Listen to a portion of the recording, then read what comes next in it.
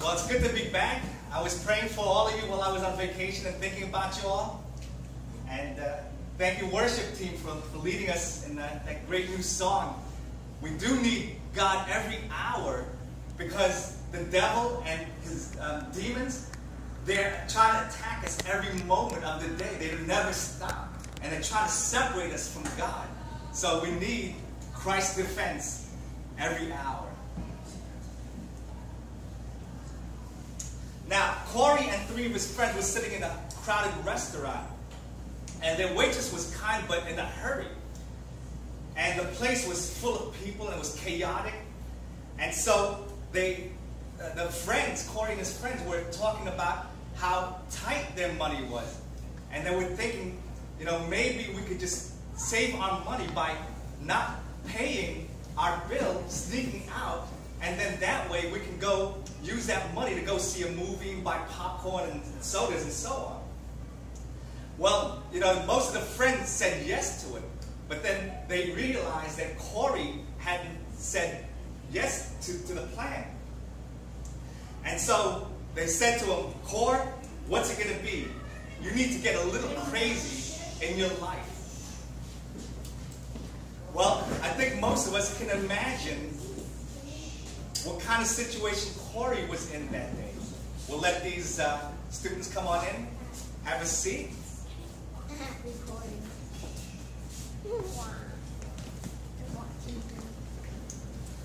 Okay, so we'll continue our worship service, so let's pay attention.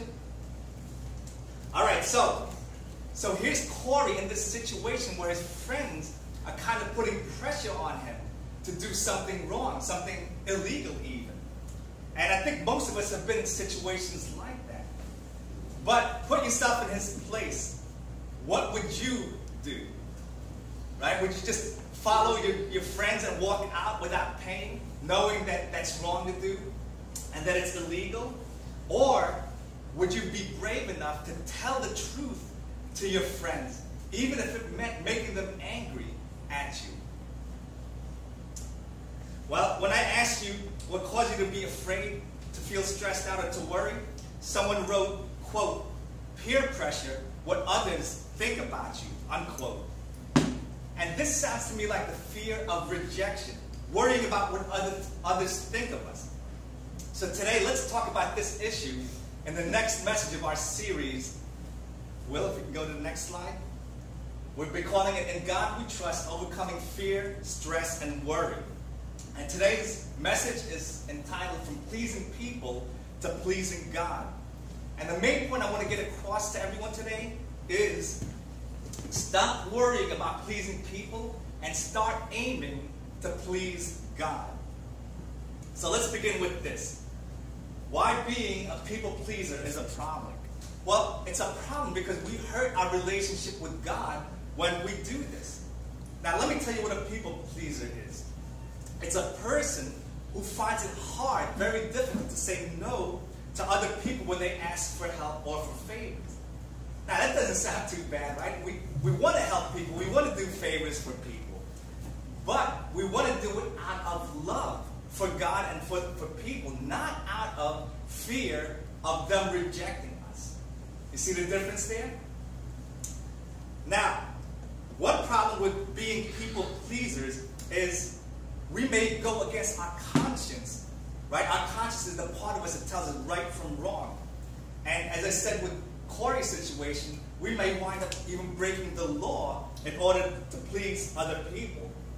So it may mean committing sins and rebelling against God. Why? Because, as I've said, they may want you to do something that's displeasing to God. And again, it may be illegal, it may be immoral, or it could be unethical. Let me give you an example. When I was young, a couple of my friends came to my door and asked me, to just hang out with them. I said, sure, but we didn't have any plans of what we were going to do. And pretty soon, one thing led to another, and I found myself acting foolishly. And one of the things I did was I smashed the side view mirror of a car. And another dumb thing I did was I tried to rip up the grass of the front lawn of person's home. And lastly, there were these two kids I knew who lived in houses next to each other, and they had this intercom system with a wire between them. And I tried to pull it down. So, my friends didn't make me do that, but I just chose to do it because I thought it would impress them. And it was really stupid, especially now that I look back on it. So, what I did that day, I hurt people, right? I hurt the guy whose car I broke and so on. But another thing it does is it causes our relationship with God to become distant, right? There are times when we feel close to God, and there's times we feel distant from Him. Not that it's about feelings, but when we sin, then we grow distant from God. We grow distant from God when we treat other people with more respect than we treat Him. We grow distant from God when we choose to be more concerned with pleasing people than with pleasing God. And we grow more distant from Him when we disobey Him and choose actions that are disrespectful or displeasing to Him. So when you feel that pressure to give in, remember what Albert Einstein said. He said, what's right is not always popular, and what's popular is not always right. So just because your friends want you to do it doesn't mean it's right. Alright, so one problem with being a people pleaser is that we hurt our relationship with God. Secondly, we hurt our ability to be happy. Let's read Psalms 1, verses 1 and 2. And Leo, would you read verse 1 for us, please? Blessed is the one who does not walk in step with the wicked, or stand in the way that sinners take it, Or sit in the company of mockers. I don't know if you can read that. Let's read verse 2 together. But whose delight is in the law of the Lord, and who meditates on His law day and night. Now let's go back to verse 1. And you see that word blessed? That could be translated happy, or the happiness of. So we can read verse 1 as saying, oh, the happiness of the one who does not walk in step with the wicked, and so on. So in these verses, God's word is telling us how to be happy and how to be unhappy. When we participate with the mockers, people who mock God and the things of God, then we become unhappy. But the reverse is also true. If we go on to verse 2 again, Will. You see here, if we delight in God's law and His word, and we count that as more important than what our friends say, then we can be happy. We won't be happy being a people pleaser. Recently, I was skimming through an article that was called 22 Things Happy People Do Differently Than People Who Are Unhappy. And one of them was this. They realized that they don't need anyone else's approval.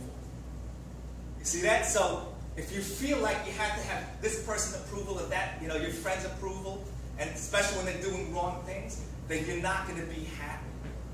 But if all the approval you need comes from God, then you will be happy. Now let me give you another reason why people-pleasing leads to unhappiness.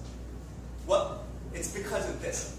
When we get so wrapped up in taking care of others' needs and others' wants, we can begin to neglect our own needs and wants, especially our spiritual, physical, and emotional needs. So in order to be happy, we have to take care of our own needs as well as those of other people.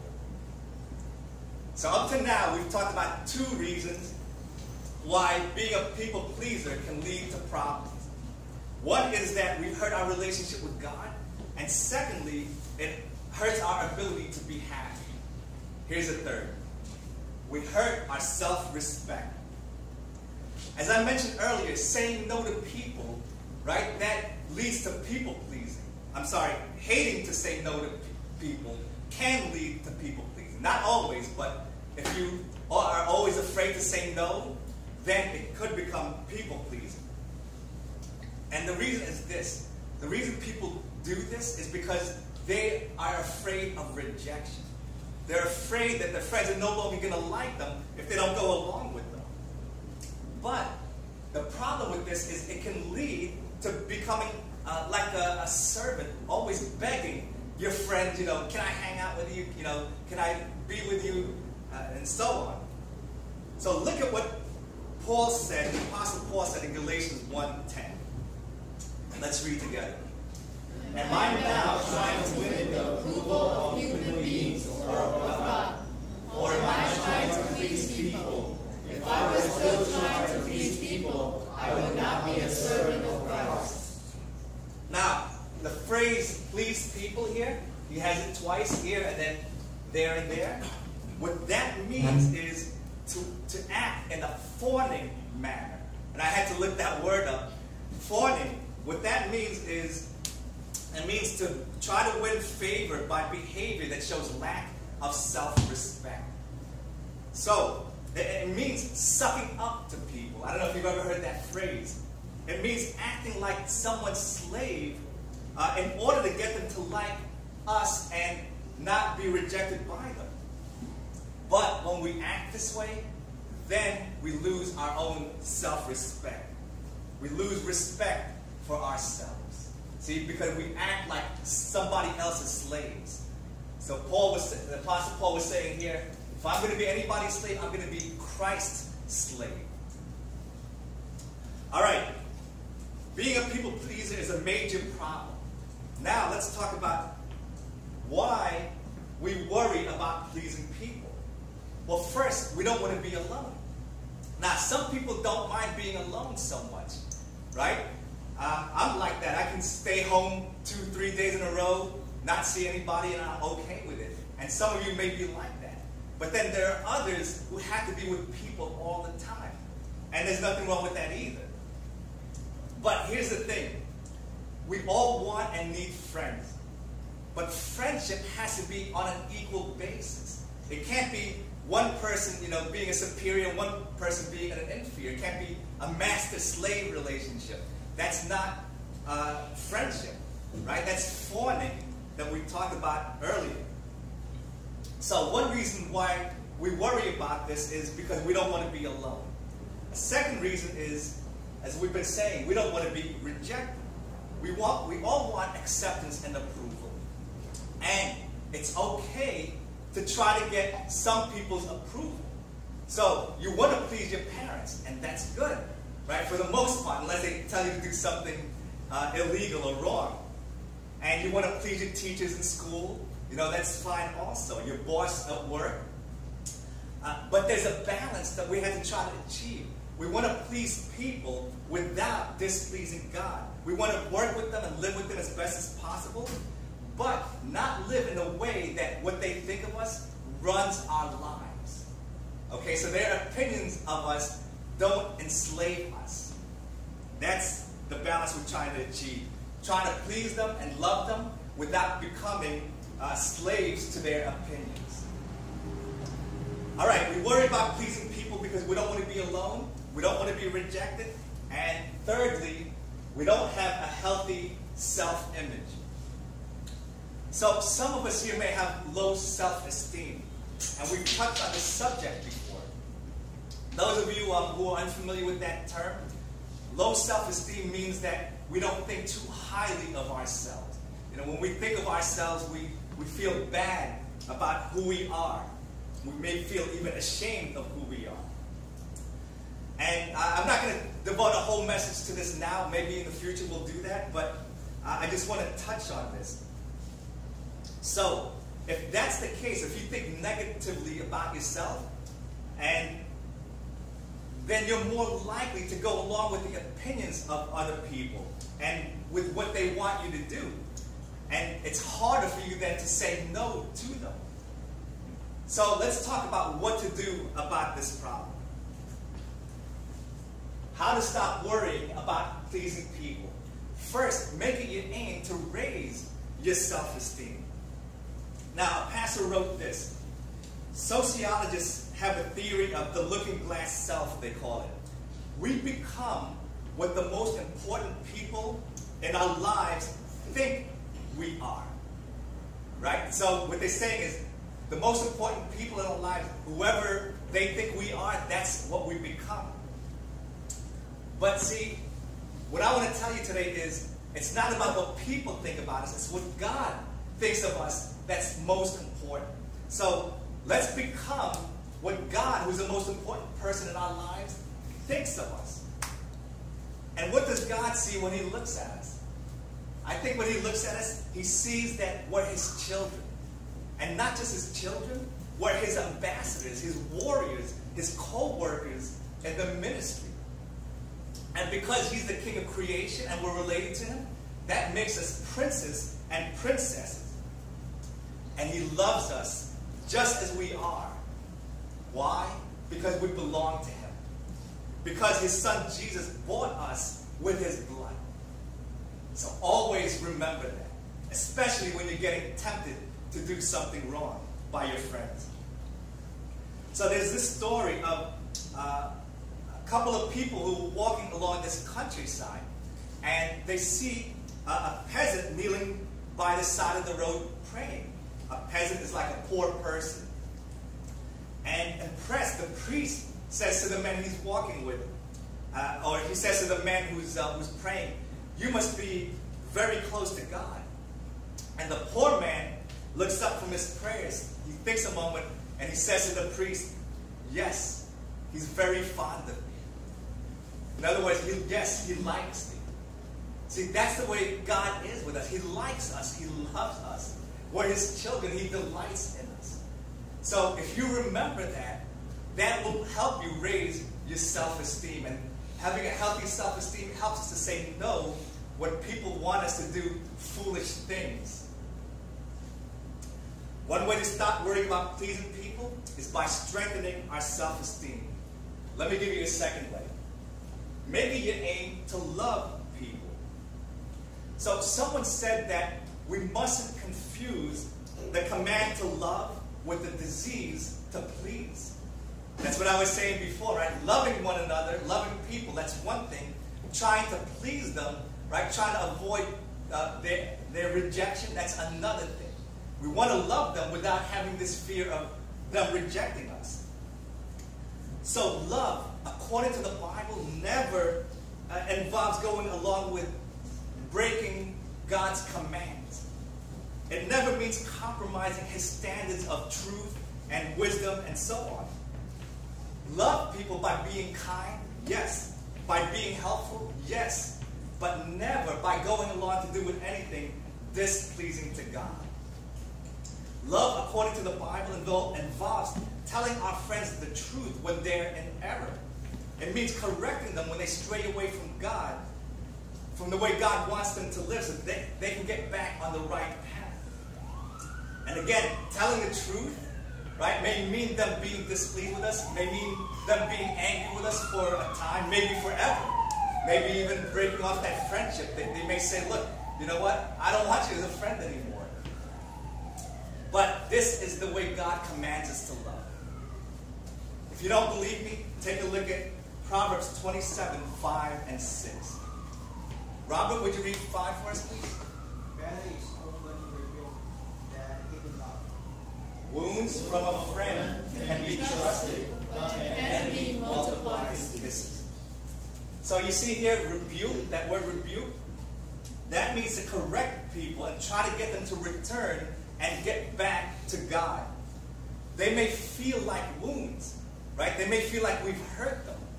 But if the rebuke comes from a good friend, then they ought to trust that we're doing it out of love. And the same way, when they tell us the truth, and they're good friends, they're following Christ, then we can trust that they're doing it out of love for us and for God. Let me give you an example of this. A long time ago, I was sitting in this van, a church van, on the way to this church meeting, and we were on the highway. I was in the passenger seat next to the driver's seat, and there were some people behind us. And the highway speed limit was something like 55 to 65. I can't remember which. It was something like that. But as I was looking at the speedometer, you know, the meter in the car that tells you how fast you're going, I saw that we were going 80 to 90 miles an hour. And let me tell you, that's very, very dangerous to be going at that speed. But instead of saying something to the driver, I remained silent. And I sat there thinking, you know, we may die tonight. I was scared. But I still didn't say anything to the driver. And neither did anyone in the van. Well, thankfully, we got to the meeting safely. But when we got there, the pastor rebuked us. He heard about what had happened. And he got on the case of the driver. But then he also got on our case. And rightfully so, because we didn't say anything to him. We were too cowardly, too afraid to say anything, even though we could have all died that night. You see, so to obey God, right, to love one another means that we sometimes have to lovingly tell one another the truth instead of acting like nothing's wrong. And don't use, the saying, don't judge, to not say anything. Because in that case, that's not judging, that's rebuking. That's telling the truth for Christ's sake. As we heard earlier, don't confuse loving people with pleasing people. How can we defeat the fear of rejection and worrying about what others think of us? By making it our aim to raise our self-esteem, to love people, and lastly, making your aim to please God. Let's look at 1 Thessalonians 2, verses 4 and 6. And Will, would you read verses 4 and 6? Everybody join in on 5. On the contrary, we speak as those approved by God to be entrusted with the gospel. We are not trying to please people but God, who tests our hearts. You know we never use flattery, nor do we put on a mask to cover up greed. God is our witness. We were not looking for praise from people, not from you or anyone else, even though as apostle of Christ, we could have asserted our authority. Okay, let's go back to 5. And you see that word flattery here? What that means is praise that's excessive, meaning too much praise. You know, sometimes maybe one of your parents or teachers will go, oh, you're such a great student, you're wonderful, you never do anything wrong. Okay, it can get over the top, right? So that's flattery. It's good to receive some praise, but when it gets to be too much, then it becomes flattery. Or if it's not sincere, that's also flattery. Sincere means if it's not genuine, if it's not real, not honest, truthful. Sometimes people will use flattery just to get something from us. Well, in verse 5, so Paul was saying we weren't looking for any flattery, right? Or we didn't use flattery. And in verse 6, he says we weren't looking for praise from people. And again, it's nice to get some praise, right? Sometimes we get awards in school or at work or something else, and those are good. It's nice praise. Or when people say nice things to us. But don't live for it. You get what I'm saying? It's okay if you get it once in a while. You say thank you, appreciate that. But don't live for getting that praise. Why not? Because if you do, then you're going to become like yo-yos. You're going to be up one minute, down the next, depending on what people think of you or say about you. Your life is going to become one roller coaster ride of emotions. You're going to be happy one day, miserable the next. See, people change their minds all the time about us. So, instead of living that way, listen to these 2 quotes. The first one says this: if you please God, then it doesn't matter whom you displease. And if you displease Him, then it doesn't matter whom you please. Right? It's all about pleasing God rather than trying to please people. Second quote. Somebody said, I really can't give you the formula for success, but I can give you the formula for failure. The formula for failure is this: try to please everybody. If you try to please everybody, you're going to fail. You're going to go nuts because everybody has their own opinions about you and what you should be doing. So just live to please God. Live for His opinion. Live for His praise. So let me end this message with what I found online. Next slide, please. Anybody know who this is and what movie this is from? The Wizard of Oz. There you go, The Wizard of Oz. And what was the most famous song from that movie? Somewhere Over the Rainbow. There you go, right? And the singer was Judy Garland. Well, on June 23, 1969, the New York Times had this headline. It said, Judy Garland, 47 years old, found dead. And what happened was she committed suicide. And this person was a huge success on stage. You know, maybe she probably was on Broadway shows. She was in other movies. She was a singer. But her life, it says in this article I found, was like a fruitless search for the happiness that was promised in the song Somewhere Over the Rainbow. What happened was in her lifetime, she was married 5 times. Her life was miserable off stage because of the effects of drugs. And so this writer goes on to say that he saw a couple of biographies on TV about her. And what he found out was that Judy Garland's career was marked by a compulsive desire to please other people. It says that in her first performance, when she was only 2.5 years old, she sang Jingle Bells on a Christmas program. And the effect of the applause on her and the spotlight on her, she loved it so much that she kept singing that song over and over again. She sang it 7 times. And so her father had to pull her physically off the stage. She loved the people's praise so much. And so this writer goes on to say that at the heart of each of us is a yearning to be accepted, a desire to please people.